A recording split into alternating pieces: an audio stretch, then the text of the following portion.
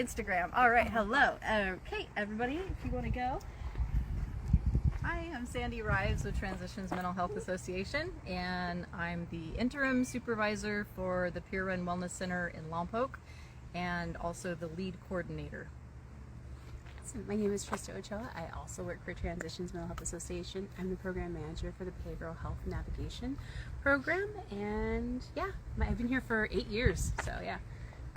Hi, my name is Stephanie Carlotti, the Peer Advisory and Advocacy Team Assistant, and I'm going into my 3rd year here, and I get to work with the community and to work with peers.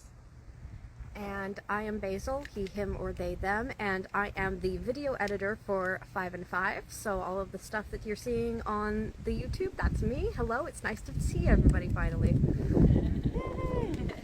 All right. This is Elise. Okay, so to get started, I wanted to establish what's the difference between TEMA proper and Growing Grounds where we are right now? Yeah, so TEMA proper, we provide a lot of mental health services, whereas I think we look at our supportive employment, especially our nursery, and we actually have a farm down in Santa Maria, as more of an enterprise. So there are businesses that are run through TEMA, and then we incorporate mental health into them. So the great thing about Growing Grounds specifically here is that we're able to help people who are looking to get back into the workforce, and we do that by providing them a job where it's understanding of their mental health conditions, and they can come here and plant plants and be in this beautiful space, which is very therapeutic in and of itself, and then they can slowly build back their skills to get back to work in the community. And what kind of people usually find themselves coming to work here? Ooh, it's kind of a mixed bag. So it's people who have never held a job, it's people who have held jobs, people who are looking to get back into it, people who are just looking for a therapeutic volunteer experience. So it's really kind of a mixed bag. We service people that are clients of the Department of Rehabilitation of California, and then also our local county has a contract here where they can actually send people that are looking to get back into the workplace here to experience that therapeutic environment. And then TEMA also has a supported employment program, so we have specialists that actually work with peers who want to go back to work. And speaking of that as a service, what kind of other services do you provide at TEMA? We have wellness centers. We have 5 wellness centers, 2 in northern Santa Barbara County, and then 3 in San Luis Obispo County. We have adult residential programs, youth residential, we have forensics programs, we have homeless outreach programs, we have, what else, supported employment, we have family services. We have behavioral health navigation, which is a peer-run service, so we provide peer support in that to people who are looking to get connected with services in our county, looking for resources. We're just looking for someone who's been through an experience similar to theirs. And then advocacy programs as well, like the PAAT team, Yes, and then we have the lead the project. Peer Advisory and Advocacy Team, where we really reach out to the community, and it's open to the community so that people can become comfortable with talking about their history of mental illness, and also talking about family members that might be experiencing mental illness. But we really aim to reduce stigma and to provide different services to people, share resources, share experiences, actually be a shoulder to lean on for each other. And it's really amazing how you see the change from when people start coming to PAAT meetings and they start coming consistently. You start to see them feel that feeling of support. And we have a similar program down in Santa Barbara County, which is Called the lead project, and so we do much like PAAT, outreach into the community, also community education on mental health issues and suicide prevention, and then advocacy work as well. And was this related to the LEAD conference that happened over the summer? That Different was lead. CAMHPRO. Okay. It's CAMHPRO. Okay. Yeah. Just Same wanted name. to make sure. Yeah. Yeah. Are any of the staff here peer support specialists, like certified? Well, we are on the road, as Sandy is, though. I'm certified. Nice. Sylvia from the Lompoc Wellness Center is certified as well. Have a couple other people who are in progress. Yeah. Great, good to hear. Yeah, I'm in progress. I finished all of my 80 hours, and the only thing I need to do now is take the state exam. Congratulations. Wow. Me as well. Just gotta take the exam. Nice. We're cheering you on. You got it. Go for it. And then, are you guys MHSA funded? Yes. Yeah. So a lot of our programs at TEMA are MHSA funded. And so the MHSA breaks out into several different pots of money. So you have like our CSS, our, our community supports. Then you have PE&I, which is our prevention and early intervention. And then we have WET funding, which is actually what PAAT is funded through. And then there are innovation. So like in my program, I have an innovation, I have CSS, I have PEI, and WET funding all in one. So yeah, we have a wide range of MHSA support. Then we have workforce investment grant funds that are providing peer internships. So that's pretty exciting as well. Yeah. If worst case scenario, it happens that you guys lose your MHSA funding, what's that going to look like for you? It'll definitely be a hit. A lot of our core programs like family services and behavioral health navigation, they're funded through PE&I, which is kind of what they're talking about readjusting with Gavin Newsom's new restructuring at the MHSA. So, it's kind of scary because a lot of our funded programs are funded through the MHSA, and we would definitely see a reduction in services. And in Santa Barbara County, our wellness centers, we're not currently charting or billing Medi-Cal, but that's definitely something that's on the table because that would allow us to generate some income just in case, we do get those cuts. And how long have you guys, I guess this is a split question, how long has TEMA been around, and then how long has Growing Grounds been a part of that? Wow, so TEMA's been around for a while. I want to say that it 1986 is when they merged, right? I'm looking off camera because we have two very knowledgeable people. We had 40 years just recently. 40 years recently, yeah. And but the great thing about TEMA was kind of cool. It was two separate organizations in our community. So there was Transitions, and then there was the Mental Health Association. So then they combined, and that made Transitions the Mental Health Association. So so that was really cool. We came together, but yeah, we were probably around 43, 44 years. And then as far as Growing Grounds, Barry or Marcy? Yeah, Growing Grounds has been around since the 80s. I want to say like mid-80s. So, it's just a really cool project because this land is actually leased to us from PG&E. So we are able to utilize that, and there's a couple of other really cool projects that are happening around here too. So there's a veterans garden that's actually going to be established here as well, where veterans can come and work in a vegetable garden, also experience that therapeutic environment. And then we also have a Growing Grounds downtown store, which nursery plants are taken there, and that's another opportunity for people to work in retail. So our supportive employment sends people through that, and so they can learn how to work customer service and the cash register. So it's been a really cool venture for us to keep growing. And if you guys, what does the money from the store go to? Does it go back into the farm? Yeah, okay. It goes back into the farm and the nursery. So yeah, we have two separate ones. And what is your relationship with the greater San Luis and Santa Barbara communities like? You want to take Santa Barbara first? Sure. Santa Barbara County.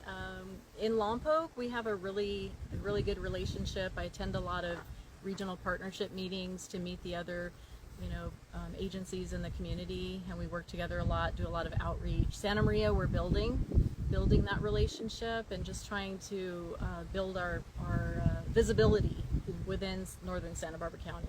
Yeah. I think in SLO we have a really good partnership with our local county. So as we were talking about before, the changes to the MHSA, I know that our county is already looking. We have a very good MHSA team. It's led by Frank Warren, and so he's already trying to look and to make those adjustments to make sure that programs are still funded. So we are a really big part of our county. They always are coming to us and talking to us about what we see in the community. The community at large, TEMA does have a pretty good stamp here in San Luis Obispo County, from Paso down to Napomo. Whenever we enter into a building or we say, oh, we're from TEMA, people are like, oh, I know what TEMA is. You guys do wonderful work. So we have a larger presence probably up here in San Luis Obispo County. And I think that's served us really well as far as getting the word out for our services and having people come in and get their needs met. Right. Is there anything else you guys want to talk about or add to the discussion?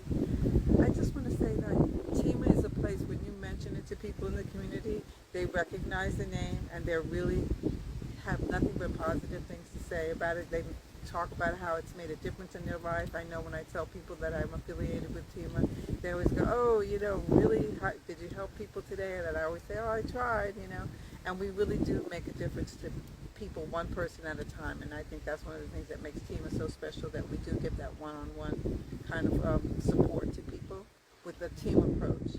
Nice. Also, sorry. No. But I was gonna say, it's also fundamental, I think, in a lot of our own recovery. So we all identify as peers, and so working at a place like TEMA, I think, has given us the ability to just kind of focus on our own mental health. And it's very unique, I will say this, to work at a place where if you take a day off, it legitimately is a day off, where they're like, no, go ahead, take it off. And so I think that's played a big part in my own recovery in mental health, just learning the trainings that are offered and everything. I think it's just such a great resource, not only to help people in our community, but our staff as well. A lot of employee perks that we have. You had a hand in creating some of those, right? Some of the perks that we get in the community. I don't know about that. No, it wasn't you. But She'll yeah, take the credit. TEMA's always looking out for their employees, and as far as our benefits, very generous benefits. And like Trista said, if we want to take a mental health day off, we can. And we're hoping that spreads into other workplaces as well, that mental health is just as important and just as valid and needs to be treated the same as physical health. Well, if there's nothing anybody else wants to add, do you want to wave goodbye? Yeah. Thank you so much for coming. Thank you. Thank you, CAMHPRO. I am here with Nick. Would you like to introduce yourself? Hi, my name is Nick Dinehart. I am the co-assistant manager of Growing Grounds. I'm going on 8 years now. So, my position here is kind of, production manager. So, my background is in greenhouse management, plant breeding, nursery management. So, that's kind of my function here. I co-manage this program with a wonderful gentleman named Quentin Smith, and here and we'll make some magic happen here. All right. I see there's something over there called the Serenity Lounge. Would you want to explain what that is? Yeah, so the Serenity Lounge is a really awesome Cal Poly senior project for a wonderful young gentleman named Keenan Brecky. He completed this, I believe. We have some kind of information there about the project and some of the donors, but he was a landscape construction major at Cal Poly, and this was his senior project, and it went above and beyond my expectations. The need was to have just a nice kind of break rest area for our workers here, to kind of come together either before work or during break or even after work and just kind of unwind and enjoy themselves. And the Serenity Lounge was created with Keenan and a lot of help throughout with the community, and it's just kind of a really cool spot to come and chill and just appreciate the sunshine. It's very scenic. Yeah. Speaking of the scenery, what do we got going on? What are we growing over there?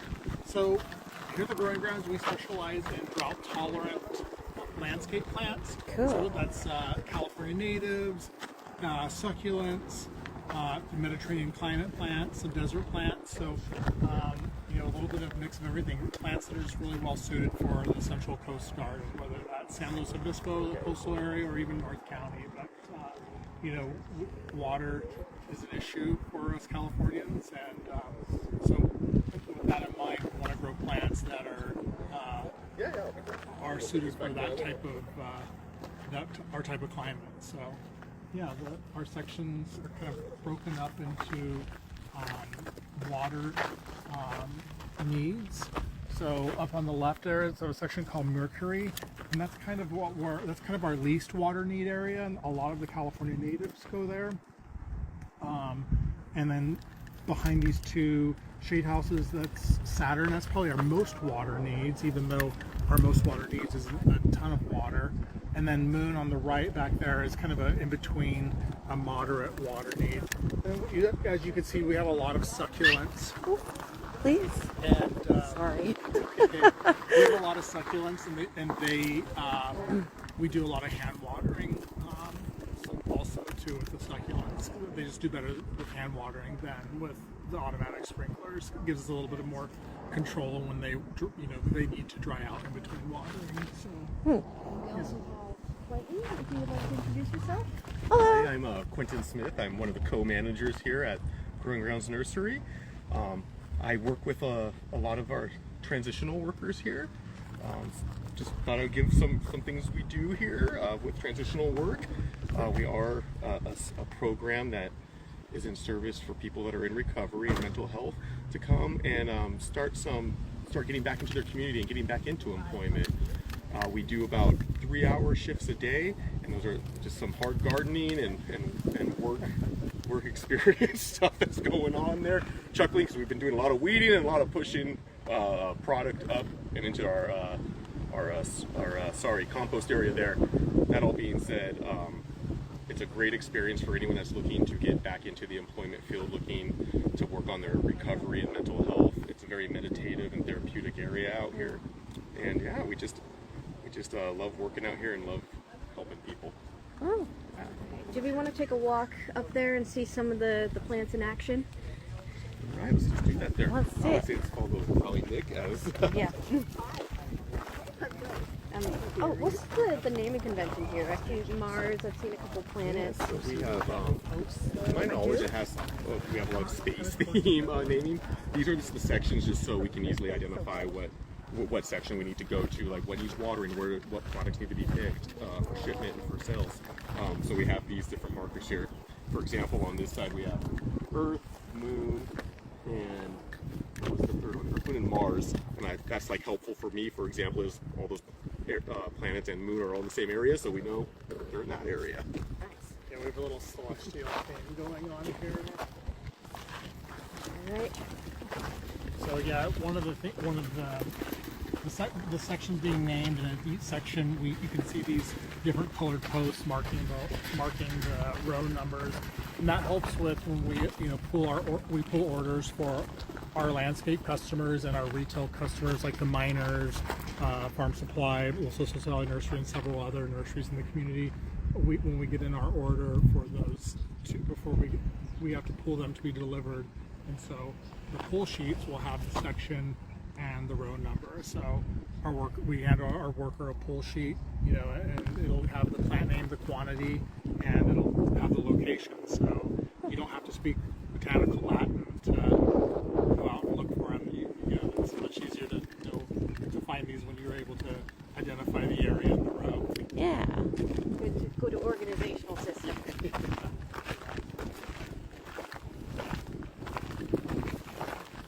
So there are a lot of 4-inch succulents here, although we're a little bit lean this time of year on our numbers. We are potting up a lot right now. In the next month or so, this whole section will be full with a lot of 4-inch succulents, which are really popular. We got another space theme. That sign says Atlas over there. Yes.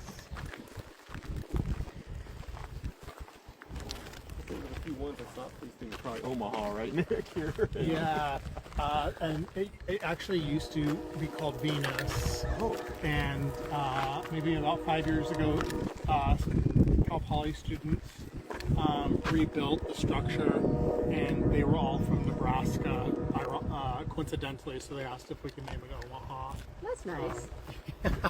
So it's a little bit different.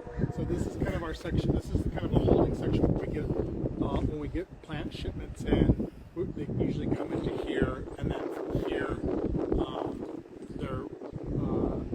we get them ready to be potted up there in Enterprise, which also is called the potting shed, which is that old red shed there. So that's where everything gets potted up, and depending on the time we'll be ready for spring, we have planting crews, sometimes almost daily, getting ready for spring. Enterprise. And from Enterprise, they're brought up to the very top here to Pluto. Pluto's kind of the nursery of the nursery, and so that's where the kind of baby plants kind of get a little bit of extra TLC and get ready to be put out into the other sections where they're ready for sale. And how many workers do you have here, approximately? We give about 15 per day average, I would say. Okay. So probably have about 25 or so, but always taking referrals and taking people in. So we're always open. Good to for hear. people.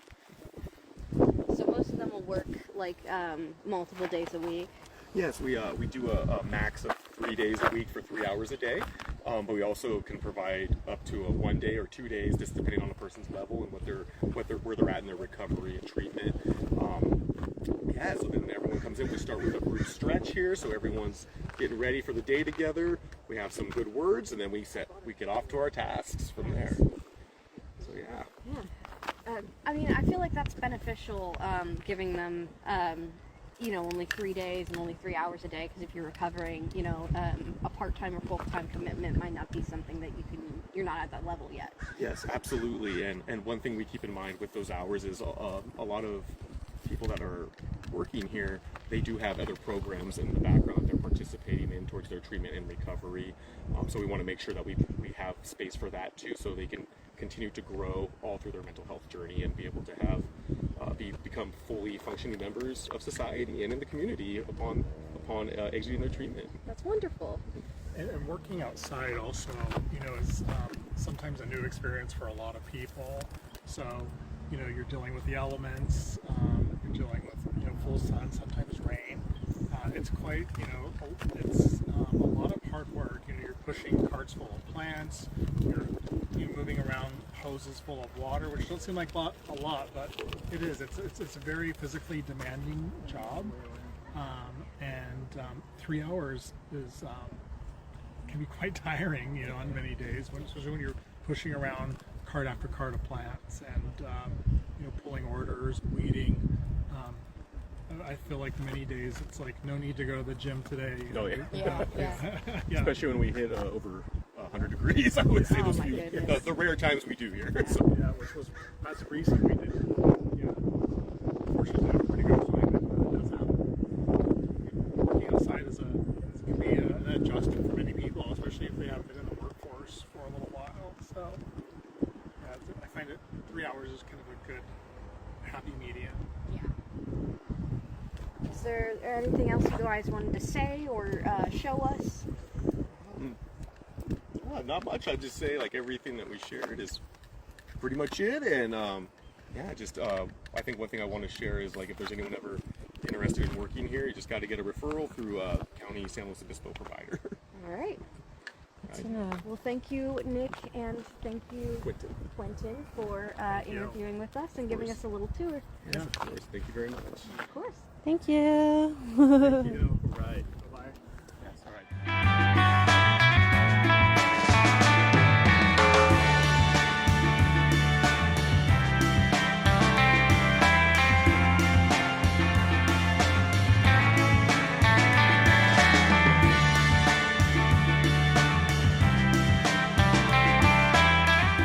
Everybody's welcome at PAAT.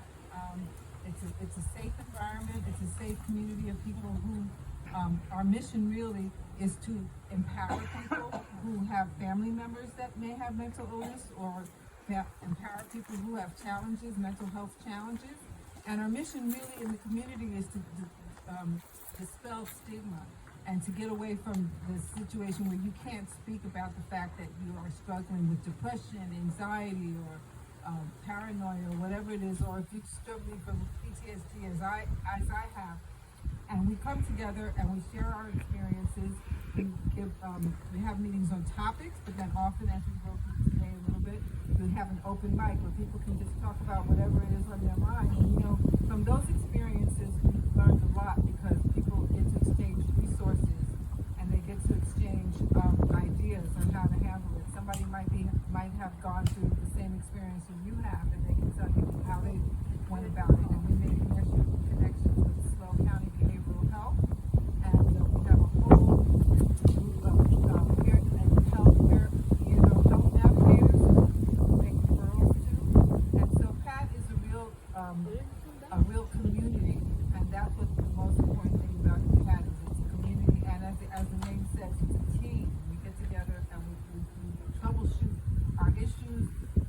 uplift ourselves, and I'm so glad you're all here and that you're all supporting this event. The wonderful thing about today's PAAT meeting is that we're joined by CAMHPRO, which is the California Mental Health Peer-Run Organization. We are here from Sacramento. Chico. From Chico, yes, all the way from Chico, and we're glad to have them here. We get to partner with them about a lot of things. I'm here from CAMHPRO, and I'm just really grateful to be here today. I got asked to do this last minute, so I'm really winging it. Yeah, we're doing this CAMHPRO Live in 5. We're working to raise money for CAMHPRO. We're working to raise awareness of all the really great peer organizations all across our awesome state of California, which there are a lot of really cool places, including this one I never heard of before today. Well, not today, but before this project. I just think it's such a beautiful idea to have people working on the farm for their mental wellness and for their wellness in general. Yeah. Part of why we are doing 5 in 5 is to also raise awareness about the MHSA funding, which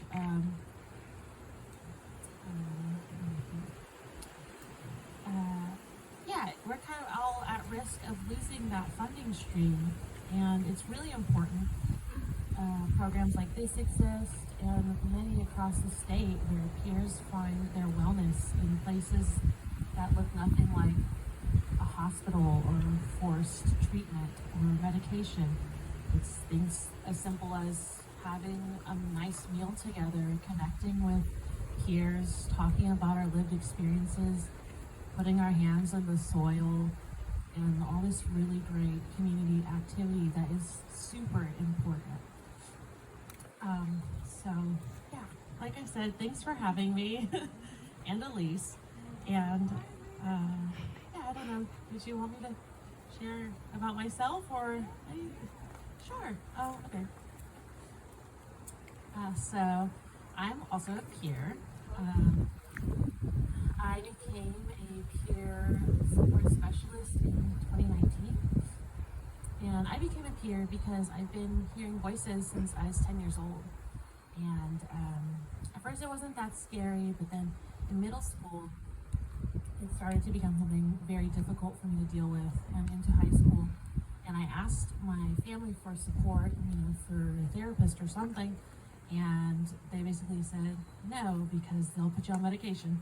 So it was kind of just me doing my best, trying to keep up with school, staying up all night, listening to these voices, telling me some really scary things.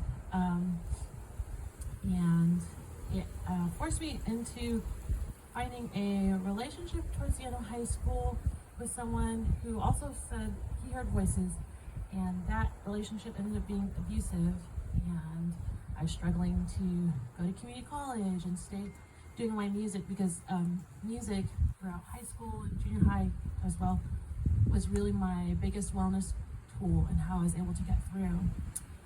And then luckily after 7 years I was able to get out of that really terrible relationship and focus in on school.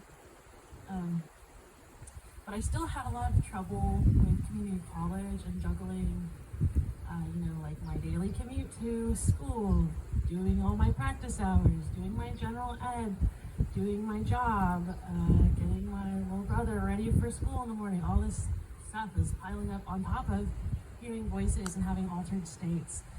And so instead of going for my AA and transferring out for my BA like I originally planned, I just ended up getting my certificate in music production, which was something I discovered when I was at school. I was like, oh, electronic music is actually kind of cool.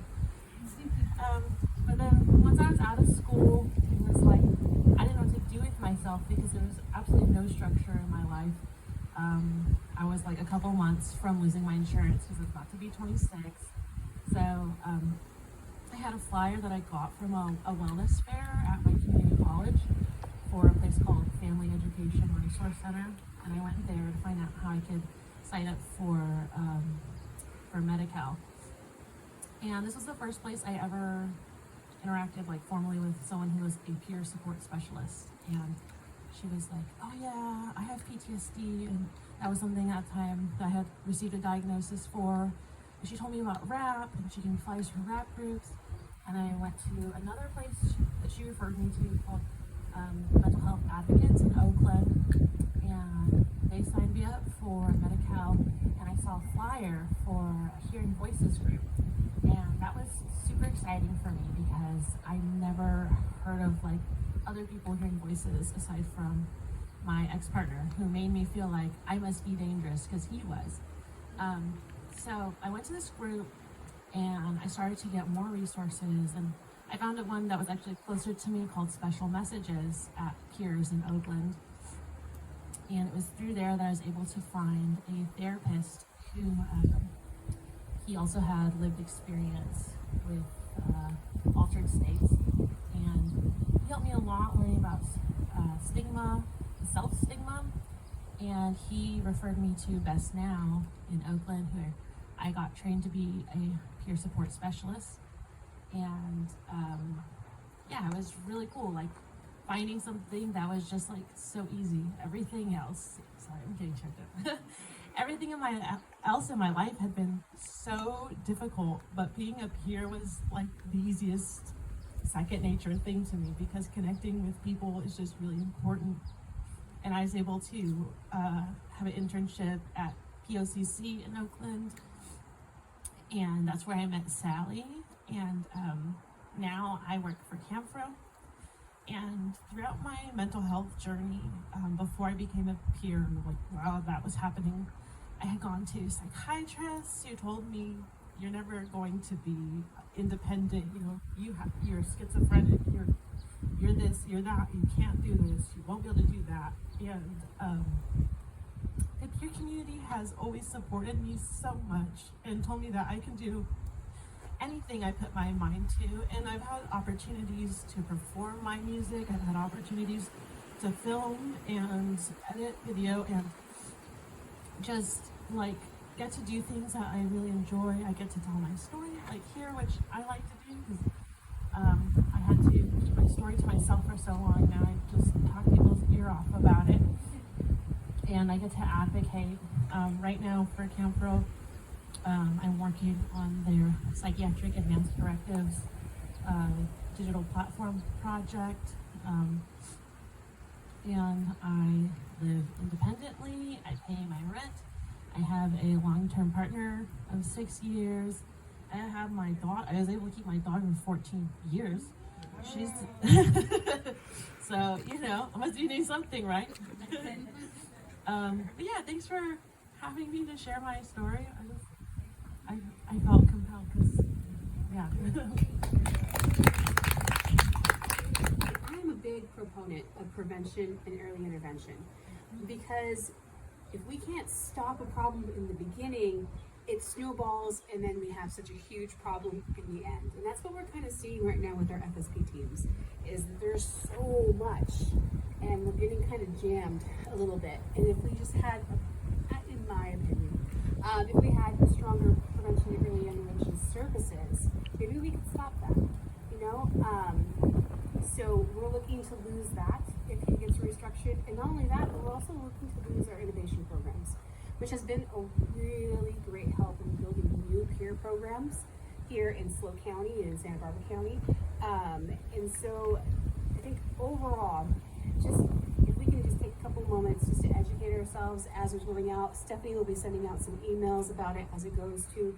It looks like it's going to try to go to ballot here in March of this next year. And it's just really important that we kind of pick up the cause of CAMHPRO and kind of just hold on to that and really rally against that. Homelessness is a huge problem in our area. We know it, right? We can walk down our streets, we can drive down certain areas, and we're like, oh, that's a lot. But I just don't think that we need to rob Peter to pay Paul. You know, there's plenty of other solutions that we can come to the table, and I don't think that we need to cut some people to our health services that are really struggling as it is right now to keep up with the need. So that's just something that, it was near and dear to CAMHPRO's heart, and so that's kind of where they're out here also just rallying so that we can make sure that we kind of vote with our votes or move with our feet. I don't know, but just be advocates to make sure that we can keep our services here in San Luis Obispo County. That would help a lot of people. I know we work a lot with our family services department, and so I know I've seen a lot of families come in and just get the help. I manage the behavioral health navigation program where people can just walk in regardless of insurance, regardless of money, and get services that they need. Our wellness centers are open to everybody as well. They offer great courses. They have anger management. They have groups, men's groups, women's groups, laughter yoga, things that sometimes are not accessible to people because of their low income, or they just don't have the means and the funds to do that. And so to bring those services for free to our communities is so important, and that's why I think we should protect the HSA law and really kind of just say no to Gavin Newsom in this regard. So just a little bit of a soapbox moment, but that's really important. It's coming up, and it's really interesting if you want to join those calls of how they're planning. It is very interesting to see how they kind of go down because they really don't have a plan right now. They're kind of just seeing like, oh, maybe we'll throw money here into infrastructure, or maybe we'll do that here. But the main thing is that it's a lot of just guesswork, and so nothing's really solidified, and so that kind of also just makes me a little bit nervous taking a third of a budget of something and throwing it into something that's not solidified. Kind of makes me a little bit anxious inside. So, yeah. Barry, do you have anything else to add about the MHSA? I'm going to throw you on the spot. Yeah, you're throwing me on the spot. I will real quick. I'm going to use the microphone so I don't have to shout at everybody. I'm Barry Johnson. I'm the Education Advocacy Director with Transition Small Health Association. I get the chance to work with Trista and with several people here. So Trista just laid the foundation as far as the reimagining of the Mental Health Services Act. That's kind of what the language is coming from Governor Newsom. They're going to change it to the Behavioral Health Services Act, which I think is positive. So they're going to bring in more substance use disorder treatment as part of it, but they are really focused on the unhoused, and as Trista said, removing prevention and early intervention services. It will be on the ballot. It will be Proposition 1. So there's an easy one to remember. Everything we're hearing is that it's going to pass in the state of California. There's not a lot of focused or organized opposition to it. And the governor, of course, gets as much airtime as he wants, right? to put the word out there. So it most likely, it doesn't mean don't advocate, it doesn't mean don't talk about it, that's for sure. Please do talk about it, please do vote. But I'm just saying we're already getting signals that we need to get ahead of this, that most likely this is going to be happening and we need to be prepared to mobilize for that. So as Trista was saying, there's lots of different ways we can mobilize, and one way I wanted to mention is the Mental Health Services Act Stakeholder Committee, which is in every county, and I don't see that going away. So everything we have through the Mental Health Services Act, which is a lot of the mental health programming, everything we have has been developed through a stakeholder process. That means the community comes together, has a voice, says this is how we want to spend this millionaire money in this Mental Services Act, right? That piece we're not hearing is going away. That will still decide how, if there's changes to PEI, well, let's go to these meetings and say, hey, you've got all this money for housing programs for the unhoused. Let's build in some prevention and early intervention into that. We want to see that. We want to see peers working in those programs. We want to see family members. Whatever is your passion, whatever you know really works in behavioral health, you actually have a chance to be a part of the decision making. And I wouldn't be up here saying this if I thought it was just tokenism, because I've been seeing how it works since 2005. And in SLO County, and I believe in Santa Barbara County as well, they have to listen to people who are at the table, and they welcome peers and family members to the table. So that's a long-winded way of saying if you want to get involved as this thing's evolving, you can talk to Stephanie, to Trista, to myself, to Sandy. We can help get you in at the table so that you can have your voice.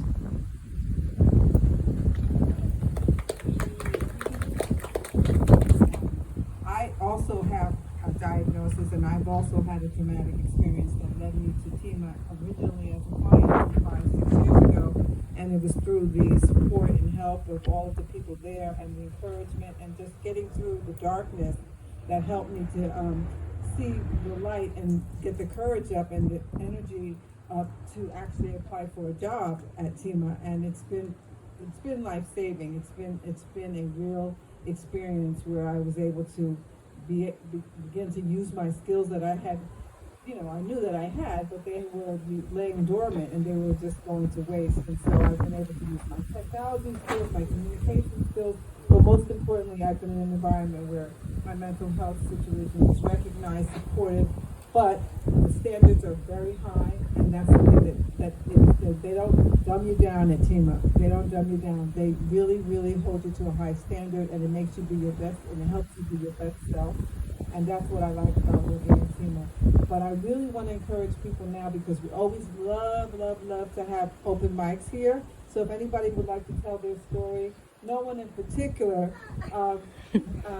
but there's someone that might want to tell her story that I would love to hear from. See, a lot of times she wears green. I don't know. No pressure whatsoever. And so I'm going to ask Brenda if she would like to come up and tell a little bit about your journey. I'm Brenda. In case you didn't know, my TEMA journey began when I was people empowering people was not a good thing. So when TEMA restarted at the wellness centers, I met someone at Center 8, come on down. No, not going down there. Not gonna do it. And finally my therapist called up the wellness center and said, what class do you have? It was a smoking cessation class. And so I tell everybody, and she said, stop saying it, but I keep saying it. She pushed me down the hill, down to the wellness center in Pascadero, Lighthouse. I walked through Lighthouse, started crying. Susan G was there, she did the interview, I couldn't stop crying because I was safe for the first time. I was safe. I was with people. I cried through the entire interview. At the time, it was just the atmosphere. Since then, I have done many other things. I became homeless during COVID, and with the support of Lighthouse, I was able to survive. I do a lot of advocacy because of TEMA, and I did an art show, and I try to encourage people, because the wellness center, you become a family. It is where you feel safe. It is where there's no real judgment, or people hold you accountable if you want some BS going on. But overall, people understand you. And it's where I can feel safe enough to say, I'm not feeling well right now. Or someone will say, hey, you don't seem to be yourself. And that creates a community. And yes, I am going to be out there talking a bunch of smack if they start messing up our things. Because of TEMA, I have a voice. I'm meeting legislatures. I'm out in the community. I can't work for TEMA because I like to say stuff I want to say. So that is my job for TEMA. I can say what I want to say that TEMA can't say. Had a little traumatic experience. Kind of just was feeling really hopeless. Did something kind of stupid. I'm not going to say what, but it landed me in the PHF, the psychiatric health facility, for the first time. That's how I ended up with behavioral health. I worked with this case manager named Kevin Maxwell for many years. I don't know if any of you know who he is, but yeah, he was really good, but unfortunately he had to move on. And since then, I've just battled really depression and anxiety, and also been diagnosed with bipolar, so TEMA has been really helpful with me for that, by inviting me to these PAAT meetings and just providing the support I need from behavioral health. And they've just seen me through a lot of my ups and downs, but doctors I've been provided with, because they've been providing me with the necessarily meds that I've needed, you know, to just cope with my day-to-day struggles. Because if I don't take the meds, I'm not going to be stable. And then 2019, yeah, that was another bad time for me too. I was in and out of the pub twice then. I was feeling extremely depressed and somewhat suicidal, and I was just having trouble finding a purpose. I think what helped though was just continuing to trust everyone around me, that Tima, and to just continue taking my meds and just push through the hard times, because it does get better, even though I didn't think that it would at the time when I was going through it. And so yeah, that was that. Then COVID was another hard time for me too, as you guys have mentioned and can attest to. And so I had to just rely on my case manager and my doctors to get me through that. And just recently I've returned to work here at Growing Grounds after taking a really long break from work. Because in the past I was working at a retail store, which I absolutely hated, and a newspaper delivery job and Growing Grounds for a while, and then took a break, and now I'm back at work. So I'm not really where I want to be in life. You know, I'm not living independently or having a career yet, but I think this is the first step to achieving that for me. And it's thanks to Tima. Thanks to you. Thank you. So, like I would be really good at speaking anything. I could put a helmet on. I could be an astronaut if I got hot. But I don't do that anymore. And now I just actually am myself. I really came out of my shell a lot more. I really understand the difference between right and wrong. And I'm with the church a lot. It's thanks to Helping Hand. It's thanks to people like Sandy. It's thanks to people like Renee and Brian. Long Poke and stuff. You know, I was born there as a baby. And I thank God, because I got a foundation with Jesus. Jesus, God, that's my higher power, you know? And I got a foundation with God, which I never had before. I've always believed in God. I even used to pray for drugs to find them on the ground on the street. That's how sad my life used to be. I would be like, please God, please Jesus, let me find something. Let me find some money or something. Because I was out there homeless. And, you know, I was running away from people who would put their hands on me because of the way I looked or something. Or I would have to use my body to get by or something. Just to get high. And that's not a good feeling. But the best feeling now is knowing that, you know, I'm Nicole, this is my body, this is who I am, and I don't need to do anything I don't want to do.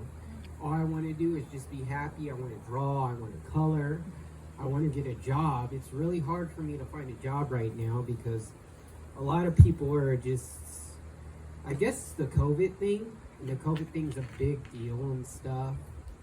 And it's not really good for our mental health right now. We all need to come together as people and just learn not to be so different about stuff. Everybody's highly opinionated, and we need to stop that. We need to just ask, okay, what can I help you with, or what can you need, you know? And that would be better for everybody, but it's not that way right now. That's why there's these centers. That's why there's Tima. That's why there's Helping Hands, because we can't communicate with the outside world. The outside world is just against mental health, and it sucks. It sucks so bad. And it's like, yeah, I know I have a mental illness problem, but if we don't have these programs and we don't have places to go, people like me or the next Nicole will just not have anything, and that's not good. That's not good at all. I understand politics. I understand voting. I understand rights like that. But if they take away all this stuff, we won't have nothing to really help us get better out of the funk. I mean, people who have mental illness go on to be one of the best business owners, or go on to making better things for other people because they have that one thing that's holding them back. It could be depression, it could be schizophrenia, it could be any little mental illness. But that's why I always stay active and I always stay involved. I'm always volunteering. I'm very a religious person. I want to be a part of the ministry. I want to be a pastor, you know? That's what I want to do. I want to be there for God. I'm done with relationships. I'm done with everything. I want to have a relationship with Jesus Christ. And I finally know that for who I am now is to be with Jesus. And that's it. That's it. But I have a mental illness. I have to take my meds. I have to do all that because that's a part of a ground. That's the foundation I got. And I found a purpose. And my purpose is volunteering, being in the church, helping others who can't help themselves. I mean, I know right from wrong now, and I can base it on a scale, but I can't judge anybody. I could just point them the way.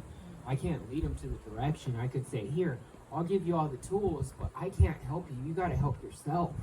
I finally helped myself, and I want those people to have that switch not in their head. I don't got a switch where I need to drink or get high or use or anything. And I want nobody to have that switch. That switch is just like, it's horrible. And now I can walk around like, I think it was about a week or two ago, I found some drugs on the street and I got excited. I put them in my bag, and then I went up to the next street and I poured them out. And I was like, oh my gosh. There's no switch. That's God. That's my higher power. And I was like, thank you. I get it now. I get it. I get the point is not to just dwell on the past or dwell on anything else. What I'm doing right now matters. It's not what I did in the past or not what I'm ashamed of. Because I can't be ashamed of what I'm doing now. I'm just doing good. Thanks for letting me share. I live and I work in the community of Lompoc. I work at the Wellness Center. I'm a peer also, and I just became a peer, a certified peer. And I want to thank TIMA for the great support that they offer to all of us. So there's no limitations. They told me the sky's the limit. And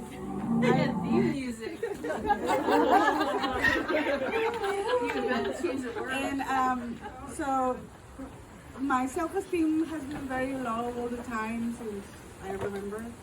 And thanks to Tima, I have been being successful in a lot of things. Being a certified peer specialist thanks to Sandy's support. And everybody in Tima has been very supportive. I'm going to university and I'm finishing soon. So thanks to these programs, have been helping a lot of people in the community. I am doing a lot of outreach to the Latino population in Lompoc. We have a big community there of people who works in the fields and very low wages. And well, what I try to say is that they don't have like all the resources that they want. And seeing the people there, I've seen the impact in their lives. They're coming to the wellness center more because they know they can get support with the food distributions, with the computer lab, with the meetings, people meeting other people who are peers also. They have a lived experience and they can identify with, and they can have a safe place where they can speak freely and they don't feel judged.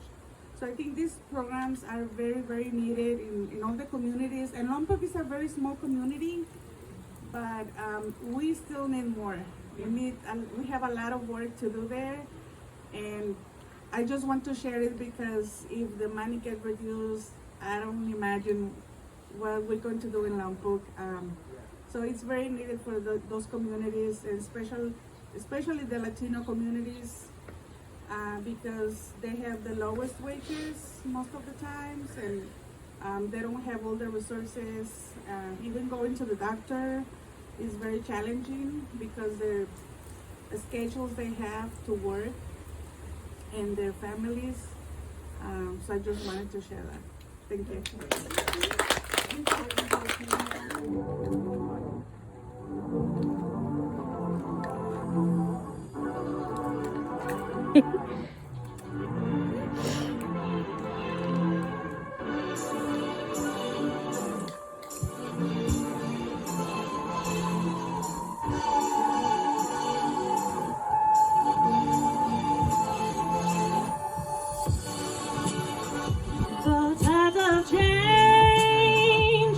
Keep me away, dreams elevate.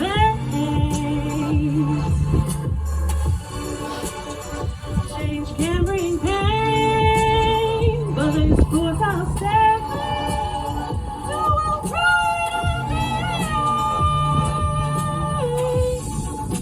to working and gymming and working. I'm certain I have it. Damn, and I've had it with everything happening. Can't even imagine how I'm supposed to manage it. How do I handle it? I don't know if I handle my life on the channel for stop for a moment. I'm not in control, so I take a deep breath. Gotta accept the negative's opposite positive flow. The tides come in, now change begins. Push to the deep, push to the deep. Today I think I'll learn how to swim. Woo. Before I sink, I'll learn how to swim. My partner's 11 out of the park.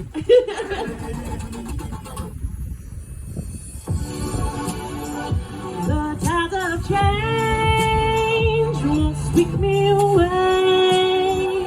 Dreams elevate. Change can bring pain, but it's close I'll stay. So I'll brighter day.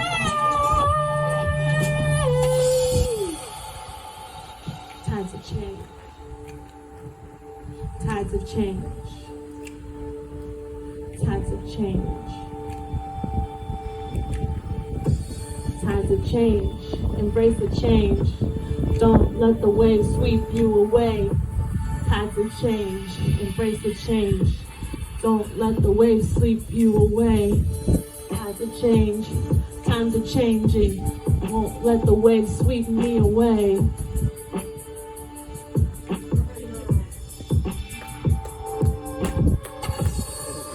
Change, times are changing. I won't let the waves sweep you away.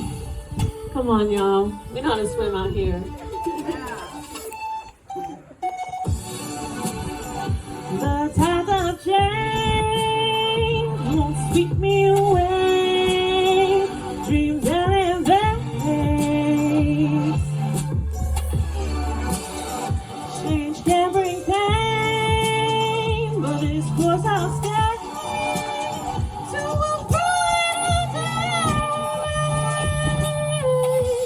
Cruising elevator to my dream states, doing what the hell I gotta do to feed my team stakes. We stay rising from the ashes like a phoenix, meaning we must keep believing in our evolution each day. Revolution just to feel a force, forced out of comfort zones, catching up, chasing goals. Used to stagnate, wait for the right time. Now I go with the flow. Yeah, I'll make this life mine. Oh, I'll make this life mine. Oh, make this life, make it mine.